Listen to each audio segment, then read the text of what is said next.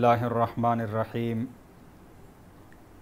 क़ाल नबी सल्लल्लाहु अलैहि वसल्लम लिकुल्लि नबिय्यिन रफ़ीक़ुन व रफ़ीक़ी फ़िल जन्नति उस्मान रज़ियल्लाहु ताला अन्हु औ कमा क़ाल अलैहि सलातु वस्सलाम।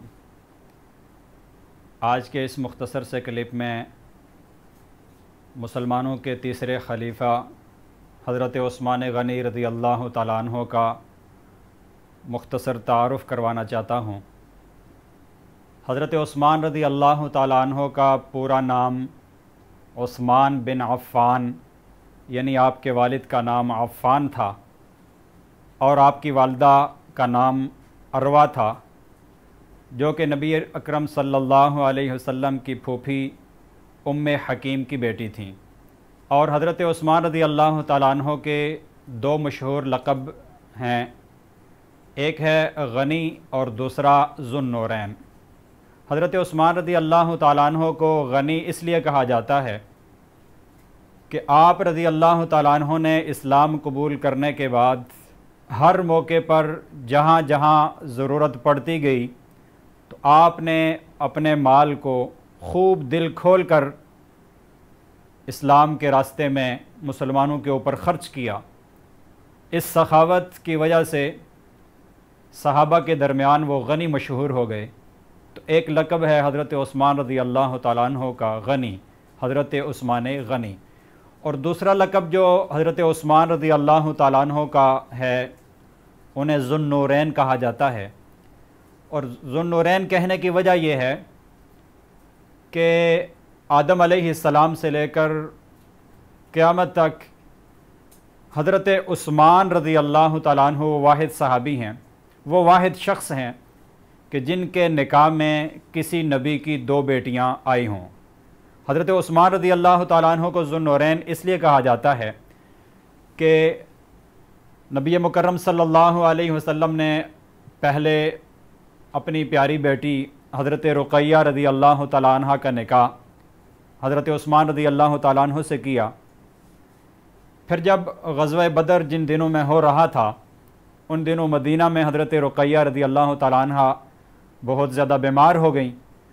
तो इस वजह से हज़रत उस्मान रज़ियल्लाहु ताला अन्हु को नबी सल्लल्लाहु अलैहि वसल्लम ने हुक्म दिया कि आप ग़ज़वा बदर में शरीक होने की बजाय मदीना में रहकर हज़रत रुक़ैया रज़ियल्लाहु ताला अन्हा की तीमारदारी, उनकी इयादत करते रहें, उनकी बीमार पुरसी करें। तो जिन दिनों ग़ज़वा बदर हो रहा था तो उन दिनों मदीना में हज़रत रुक़ैया रज़ियल्लाहु ताला अन्हा का इंतकाल हो गया। तो जब नबी सल्लल्लाहु अलैहि वसल्लम की एक बेटी वो हज़रत उस्मान रज़ियल्लाहु ताला अन्हु के अक़द में, उनके निकाह में फ़ौत हो गई, तो उसके कुछ अरसा बाद नबी मुकर्रम सल्लल्लाहु अलैहि वसल्लम ने अपनी दूसरी बेटी हज़रत उम्मे कुलसूम रज़ियल्लाहु ताला अन्हा का निकाह हज़रत उस्मान रज़ियल्लाहु ताला अन्हु से किया। तो चूँकि हज़रत उस्मान रज़ियल्लाहु ताला अन्हु के निकाह में नबी मुकर्रम सल्लल्लाहु अलैहि वसल्लम की दो बेटियां आईं, तो इसलिए हज़रत उस्मान रज़ियल्लाहु ताला अन्हु को ज़ुन्नूरैन का लक़ब भी दिया जाता है।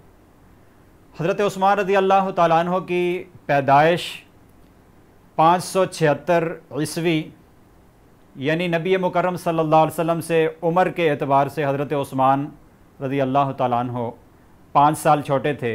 वाक़या फ़ील के 5 साल बाद हज़रत उस्मान रज़ियल्लाहु ताला अन्हु पैदा हुए। फिर इब्तदाई इस्लाम से पहले भी बुत परस्ती और शिरक से और शराब नोशी और दीगर गंदे कामों और गुनाह के कामों से हज़रत उस्मान रज़ियल्लाहु ताला अन्हु बचे रहे। फिर जब नबी सल्लल्लाहु अलैहि वसल्लम ने इस्लाम की दावत दी, इस्लाम का पैगाम लोगों तक पहुँचाना शुरू किया, नबूवत का ऐलान किया, तो हज़रत सिद्दीक़ अकबर रज़ियल्लाहु ताला अन्हु ने इस्लाम कबूल किया और कबूल करते ही फिर दावत का काम शुरू कर दिया, दूसरे लोगों को इस्लाम की तरफ बुलाना शुरू कर दिया। तो इसी सिलसिले में हज़रत सिद्दीक़ अकबर रज़ियल्लाहु ताला अन्हु दावत का पैगाम लेकर हज़रत उस्मान रज़ियल्लाहु ताला अन्हु के पास भी गए, उन्हें इस्लाम की दावत दी। और हज़रत उस्मान रज़ियल्लाहु ताला अन्हु ने इब्तिदाए इस्लाम में ही शुरू के दिनों में ही हज़रत सिद्दीक़ अकबर रज़ियल्लाहु ताला अन्हु की तरग़ीब देने, उनके मशवरे और उनके दीन की तरफ दावत देने की वजह से हज़रत उस्मान रज़ियल्लाहु ताला अन्हु इब्तिदाई दौर में ही इस्लाम कबूल कर लिया। اور پھر اسلام قبول کرنے کے بعد اپنی ساری زندگی اسلام کی خدمت میں صرف کر دی۔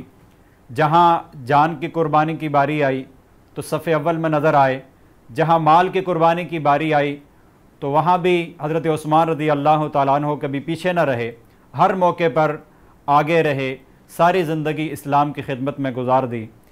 پھر جب نبی صلی اللہ علیہ وسلم دنیا سے تشریف لے گئے تو مسلمانوں نے حضرت ابوبکر صدیق رضی اللہ تعالیٰ عنہ کو خلیفہ منتخب کیا۔ 2 سال 3 ماہ حضرت صدیق اکبر رضی اللہ تعالیٰ عنہ نے خلافت کی۔ پھر جب وہ فوت ہو گئے تو اس کے بعد مسلمانوں نے دوسرا خلیفہ حضرت عمر فاروق رضی اللہ تعالیٰ عنہ کو منتخب کیا۔ تو حضرت عمر رضی اللہ تعالیٰ عنہ نے بھی 10 سال سے زائد خلافت کی۔ پھر جب حضرت عمر رضی اللہ تعالیٰ عنہ کو خنجر مار کر زخمی کر دیا، پھر وہ شہید ہو گئے، تو اس کے بعد مسلمانوں نے متفقہ طور پر حضرت عثمان رضی اللہ تعالیٰ عنہ کو اپنا خلیفہ بنایا، اور حضرت عثمان رضی اللہ تعالیٰ عنہ نے تقریباً 12 سال میں سے 12 دن کم ہیں، تقریباً 12 سال حضرت عثمان رضی اللہ تعالیٰ عنہ نے خلافت کی، مسلمانوں کے خلیفہ رہے، اور اپنے دور خلافت میں بہت ساری فتوحات، بہت سارے علاقے فتح کیے، اسلامی سلطنت کو بڑی وسعت دی۔